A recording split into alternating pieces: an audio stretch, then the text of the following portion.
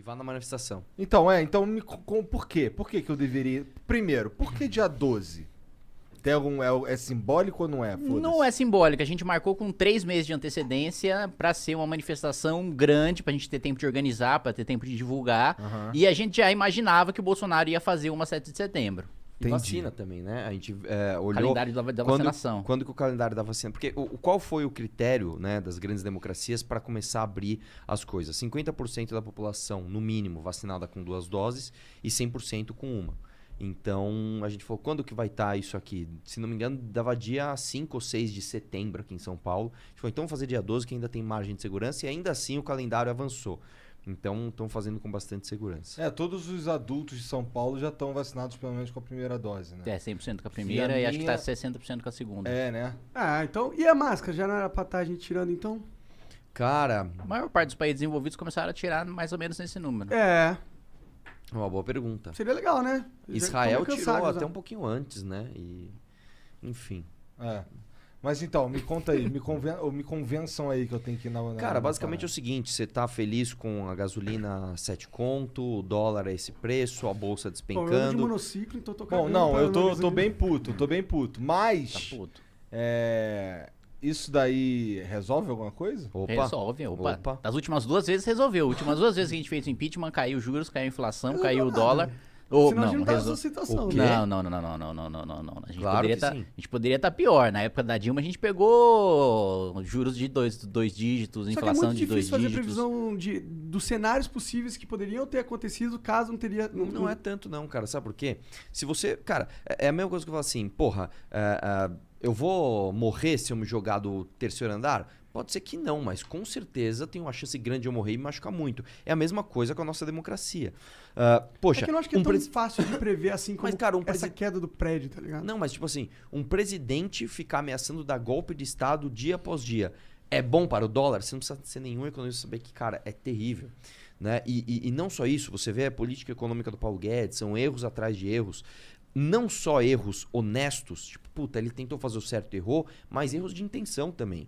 Né? Quando o Bolsonaro enterra o combate à corrupção, quando ele coloca um petista na PGR para salvar a própria família, isso é algo que vai custar para o Brasil 10, 15, 20 anos.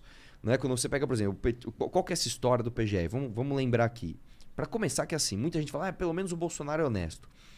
Você não pode nunca investigar um presidente, começa por aí. A não ser que o PGR vá lá e faça isso, ele autorize. O Bolsonaro indicou um PGR que é um arquivador. Tanto que nenhum político foi processado desde que o PGR foi colocado lá. Cara, quer dizer que de repente o Brasil ficou limpo. Sabe, Bolsonaro, eu acabei com a corrupção, tá ok? Não, você não acabou com a corrupção. Mas isso é muito inteligente da parte dele. Opa, claro que Porque você garante que você vai ter o apoio de todos os corruptos. Fala, pô, Exatamente. eu vou tirar o Exatamente. cara que trancou a porta da cadeia? Não. Exatamente Tanto isso. que agora o mandato do PGR é de 2 anos, né? Ele foi reconduzido agora no Senado com voto de todo mundo, inclusive do PT. Então, tipo, os caras do PT, porra, o cara não tá denunciando o Bolsonaro, como é que vocês reconduziram ele? Claro, também não tá Exatamente. denunciando Tá denunciando eles. É. Só que o que acontece? Imagina que você é um investidor. Você fala, como é que eu vou investir no Brasil? Os corruptos estão soltos. O favorito à presidência da República em 2022 é o maior bandido da história daquele país. O presidente atual fica passando com um tanque na frente do Congresso, esticando a corda cada dia mais. Cara, não tem como isso dar certo. Você não precisa... Assim, é mais do que eu falar de se jogar do terceiro andar. Se jogar do 10º. É muito previsível. Eu entendo. Só que a gente tem o ponto. A gente faz impeachment porque o cara é ruim ou a gente faz impeachment porque ele cometeu um crime claro? Ambos. Qual o crime claro que o Bolsonaro cometeu, assim? Puta, são vários, cara. Se você pegar, por exemplo, toda a gestão dele na pandemia, cara, assim, você não precisa ser um especialista em direito pra saber Não, mas que o cara... isso não parece claro. Alguma coisa que Claro você que é explica em claro. 2 segundos e qualquer É claro, pessoa ele entenda. cometeu, a meu ver, inclusive, homicídio doloso ao incentivar no meio de uma pandemia pessoas a saírem e se aglomerarem, e inclusive sem máscaras. Ele colocou suspeição em vacinas, ele pediu propina em contratos de vacina. Pô, se isso aí Peraí, não... ele pediu propina em contrato de vacina, não é provado. Isso. Mas tá em processo de investigação. Não, eu E tem- entendo, mas é difícil a gente já julgar o cara antes do... Mais ou menos, cara. Vamos lá. Você tem ali todos os indícios que mostram, né, que sim, houve pedido de propina e mais do que isso, o contrato realmente não foi feito. Né? Você pega ali, a gente atrasou o nosso calendário de vacinação porque o Bolsonaro simplesmente não comprou vacina. Cara, não, eu entendo. É a realidade. É que eu só digo que juridicamente seria importante ter alguma prova que realmente ligasse o Bolsonaro diretamente com essa compra pra gente ter esse negócio claro que eu tô falando pra você. É que juridicamente ele assinou, ele contratou a Covaxin. Mas, e anulou depois. Sim, mas isso pode ter sido uma treta, tipo, eu não tô falando que eu acredito que o Bolsonaro é eu tô entendendo. Você tá... Eu tô sendo advogado do diabo aqui. Se a gente quer... É que o problema do impeachment, na minha opinião, são duas coisas. Uma que não vai mudar porra nenhuma no Brasil. Vai tirar o Bolsonaro, vai ajudar um pouquinho na economia, ok? Mas os problemas de verdade no Brasil, eles são estruturais. São sistêmicos. Certo. Agora, a gente não soluciona os problemas estruturais com o Bolsonaro no poder. Com certeza não. Mas aí entra o segundo ponto. Pra rolar um impeachment, tem que ser alguma coisa... muito forte, eu acho. Porque a gente já tá no histórico... O Arthur Lira tem que querer, né? Tem que ser um bagulho que mas, sim, cá entre nós, a parte jurídica... Importa menos. Importa menos. Porque o Collor foi o Elba, o da Dilma foi a pedalada fiscal. Ambos cometeram crimes mais graves.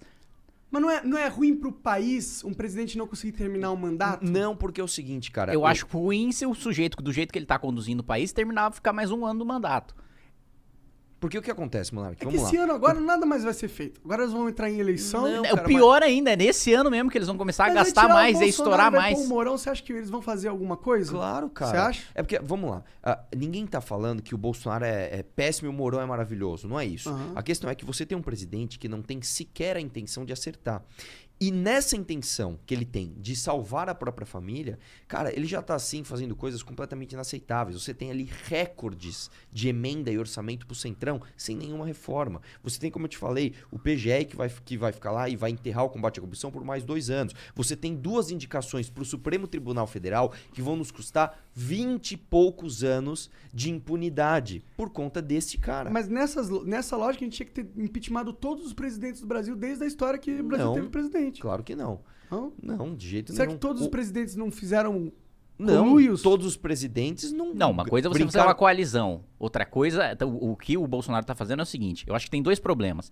Fazer coalizão política para governar é normal. Você precisa conversar, você precisa ter indicação política, você precisa inaugurar a obra no estado do cara para dar voto pro cara. Isso é normal, precisa acontecer em qualquer governo e precisa ficar muito claro que a gente não é igual o discurso do Bolsonaro da eleição, não vamos negociar nada que eventualmente se o Arthur, por exemplo, que é pré-candidato a governador, ele ganhar o governo do estado, ele vai inaugurar a obra com o deputado estadual no reduto dele, o deputado estadual vai fazer parte de secretaria, vai estar presente, mas o cara vai ter que ver uma ficha que ele vai ser decente, vai cumprir determinados critérios técnicos de currículo, etc., mas vai ter indicação e composição política. A grande crítica é o seguinte, primeiro, ele abrir completamente o orçamento e pastas estratégicas pro Centrão, então abrir a saúde, abrir a educação, abrir os ministérios que geralmente eram da cota pessoal do presidente da República, que é quem determina a política do país. Isso não foi feito no governo Dilma, FHC, todos os outros? No governo Dilma foi. No governo Lula, não, ele ditou a política econômica. No governo Fernando Henrique, ele também ditou política econômica, política de educação, política de saúde. No governo Temer também, ele ditou política de educação, ditou política de saúde. O Bolsonaro, ele tá absolutamente... Assim, ele não tá governando. Claro. Essa é a grande realidade. Então, ele deu cargo de primeiro escalão e ele triplicou o que os outros presidentes davam para fazer articulação política. O Temer, com 3 vezes menos, aprovou 2 reformas e se livrou de 2 denúncias em plenário, que é caro você comprar o voto de um deputado na sua base parlamentar para votar contra um presidente impopular. Mas não é foda que eles fazem isso dentro da lei? Com emendas e o caralho? Mas é que tem essa parte. Daí, aqui a gente tá falando da parte política, do desastre político do Bolsonaro. Eu sei, só que eu acho que pra população comprar o impeachment, posso estar falando merda aqui, tem que ter um negócio, tipo, se for um negócio do jogo, ele tá jogando o jogo de uma forma ruim, mas ele tá jogando o jogo. Por isso que eu acho que a última fala dele foi muito perigosa pra ele, e eu acho que é por isso que ele teve que voltar atrás, quando ele falou que não ia aceitar as cumprir a decisão judicial do Alexandre Porque isso é um crime, claro, o presidente não pode se negar a aceitar uma decisão. Quando ele passa essa lei, essa barreira, aí a gente já entra num negócio que eu acho que o impeachment já é crível, que é difícil do Arthur Lira não ignorar. É difícil ignorar, que não assim, tem como. Vamos entender o seguinte. Em primeiro lugar, processo de impeachment é um processo político.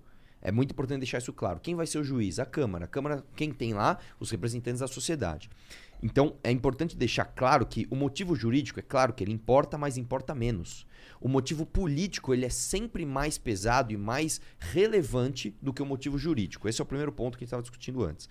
Segundo ponto, como que você faz, então, para que os deputados votem pelo impeachment ou não? Só tem um jeito, pressão popular. Porque o deputado, cara, ele está preocupado normalmente com a reeleição, somente. Este cara, ele precisa ouvir a base dele. Então, eu sou um deputado, sei lá, sou um deputado do interior da Bahia, sou um deputado, sei lá, do Piauí, do Rio Grande do Sul. Eu vou lá na minha base ouvir o que a minha base, que quem me elege, o que eles estão falando. Se esta base fala, eu quero impeachment desse cara, esse cara se sente pressionado a votar pelo impeachment. E isso acontece, inclusive, também com o Arthur Lira, muito mais, porque o Arthur Lira, quando chegar em 2022, ele sabe que a popularidade do Bolsonaro está derretendo cada vez mais e ele sabe que a base dele, que é no Nordeste, é uma base que vai estar com o Lula, inclusive.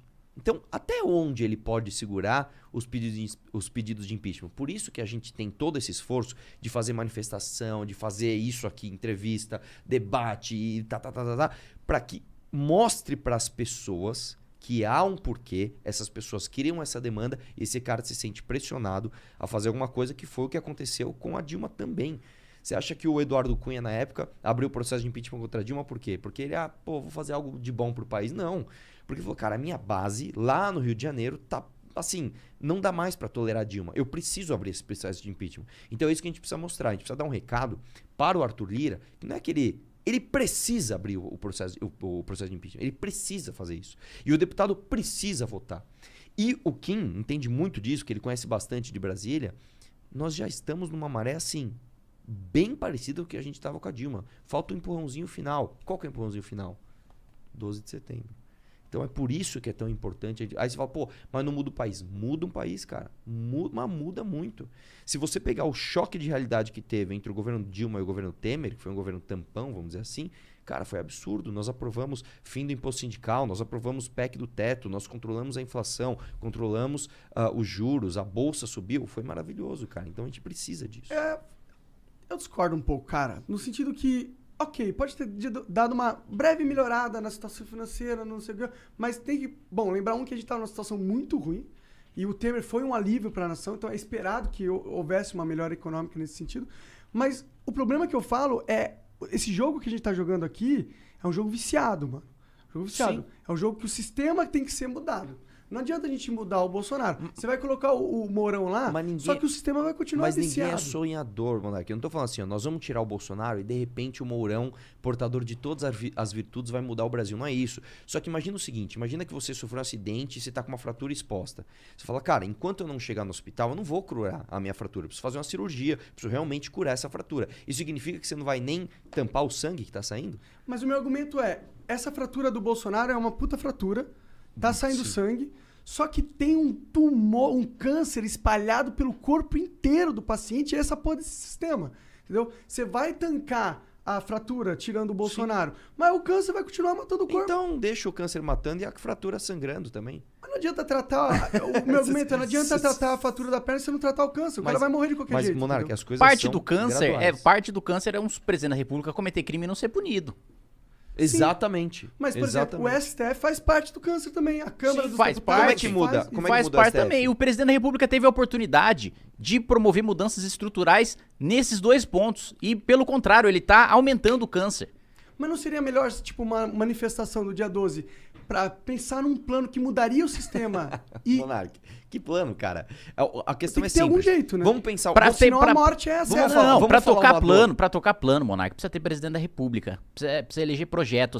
Você não para assim, gente, estamos no meio do governo Bolsonaro, estamos com esse Congresso Nacional, vamos parar e fazer uma manifestação para pressionar o Bolsonaro a adotar um plano que vai mudar o sistema estruturalmente. Isso não vai acontecer porque a preocupação... A Câmara tem que adotar. Não, claro que precisa. Ele pode não vetar, ele não tem que vetar, né? Tem que sancionar. Não é Mas só com a isso. pressão se a Câmara e a pressão popular... Não é só isso, Monark. O poder executivo no Brasil, via de regra, tem muito poder. Tem maioria, Aqui o orçamento porque ele controla concentrado... as emendas. Exatamente. Então, quando o governo tem vontade de fazer o bem ou o mal, ele faz. Essa é a verdade. Mas existiu, pelo menos no passado, épocas onde a população queria uma pauta, como foi a da ficha limpa, E depois, manifestação por trás e conseguiu a pauta, entendeu? O meu argumento é foda. Eu acho que estancar um dos buracos do navio que tem 300 é uma boa ideia, estancar o buraco, entendeu? Só que será que a energia nossa não deveria estar em solucionar o casco inteiro do navio? Mas aí é que tá. É que o navio tá afundando pra sempre agora. A gente tá indo num caminho sem volta, Monark. A gente tá indo num caminho Lógico que existe. Opa! Até o nazismo acabou, então... Mas, as Monark, coisas peraí, têm cara. volta. Não, uma coisa é você falar, uma coisa, mas é uma volta muito traumática. É, uma volta não, que ninguém você deseja. passa por um... Consigo voltar em 6 meses, beleza. Pô, a Venezuela consegue voltar em 6 meses? Não, a Venezuela vai precisar, cara, um baita esforço de anos pra voltar um dia a ser um país virtuoso. O que acontece com o Brasil é o seguinte, quer ver? Vamos falar uma dor que é de todos. Eu não conheço absolutamente ninguém que esteja satisfeito com o STF. Eu não conheço um. Eu não conheço um cara que fala, porra, puto orgulho do STF. Eu não conheço um, a não ser eles mesmos. Tu conhece um monte de deputado. Pois é. E, cara, nenhum deles tem orgulho. No máximo, assim, porra, eu gosto desse cara que eles me livraram de uma, ó. Mas agora, assim, orgulho mesmo, batendo no peito e falar, puta corte. Não tem. Eu conheço dois só. E os dois são ministros. É o que eu falei. Fora os 11 que estão lá, eu não conheço ninguém que tem orgulho. Aí eu vou te perguntar uma coisa. Como que você faz pra mudar isso? Você tem duas maneiras. Maneira número 1, que é o processo normal. Você elege um presidente e o presidente coloca bons nomes no STF. Beleza. O Bolsonaro já falhou nisso. Ele tinha 2 indicações. Ele falhou nas 2. Você tem uma segunda maneira, que é uma maneira um pouquinho mais traumática. Você cria uma CPI, né, que é a CPI da Lava Toga, no Senado, que não depende do presidente da casa. Então, CPI não depende do presidente da casa. Eu, por exemplo, assinei a CPI do Dersa contra o Dória. Não precisa do presidente da casa para ela rolar. Se tiver nessas assinaturas, ela vai acontecer. E com esta CPI, você investiga os ministros e vê qual deles precisa de um processo de impeachment para trocar. Você vê qual deles não precisa, né? Porque, então, mas no caso da CPI da Lava Toga... Vamos lá. O Bolsonaro errou já no primeiro. Indicou 2 nomes que não são o que o Brasil queria. E aí depois, no segundo aqui, quem é que melou a CPI da Lava Toga? O filho do Bolsonaro. Faltava uma assinatura, cara. O Flávio Bolsonaro. E isso não é, é sua opinião. Não é minha opinião. Fui até na Paulista perguntar pros caras. Sabia que o Flávio melou a CPI da Lava Toga? Cara, isso aí é sua opinião. Não é minha opinião. Tem entrevista do Flávio Bolsonaro com o Rodrigo Constantino dizendo, não é momento pra CPI. Veja, eu tô unido aqui com o PT pra tirar as assinaturas, mas é porque não é o momento. Então, cara, a gente vai fazer... Um dos problemas do Brasil, cara, é a gente ser um povo que aceita desaforo.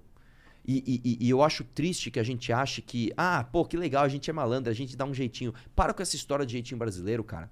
A gente não pode ter a desonra de aceitar que um presidente que traiu todas as pautas de campanha e cometeu crimes, não é só que ele traiu as pautas de campanha, que já é inaceitável. Ele traiu as pautas de campanha e cometeu crime, que ele continue porque o Brasil tem um sistema que tá uma bosta, que não sei o que lá. Cara, é claro que tem, ninguém nega esse problema, só que a gente não pode ter a desonra de aceitar.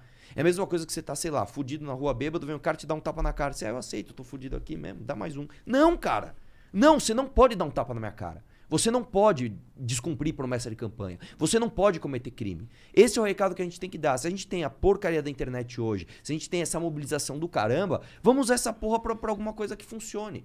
Agora, não, vamos ficar aqui de boa. Deixa, vai. Pra que ir dia 12, pra que ir pra rua domingão? Vamos tomar uma breja, ficar de boa. Aí a gente fica nessa merda, entendeu? Então, a gente tem que mudar, cara. A gente tem que mudar e dia 12 é um sintoma. Caralho, gostou? Gostei desse discurso aí. Eu tava aqui, um amigo meu pediu uma piteira, então...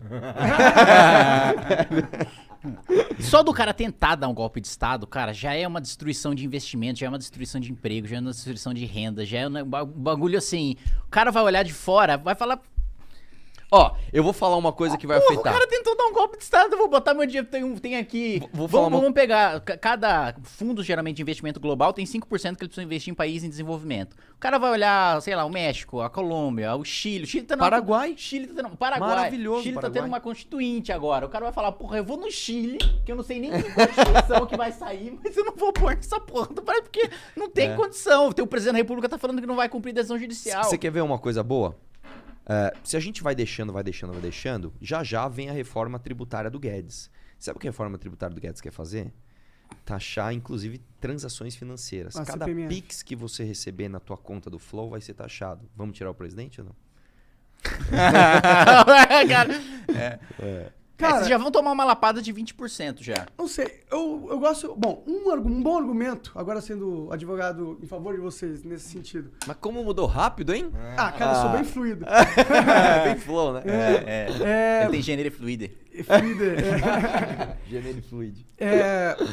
Um lado positivo é, se a gente tira o Bolsonaro agora, a gente acaba com a dicotomia Lula-Bolsonaro das eleições. Porra, que pra mim isso já é um puta de um avanço, cara. Sim. Você sair desse... Imagina o manicômio, Cara, sim...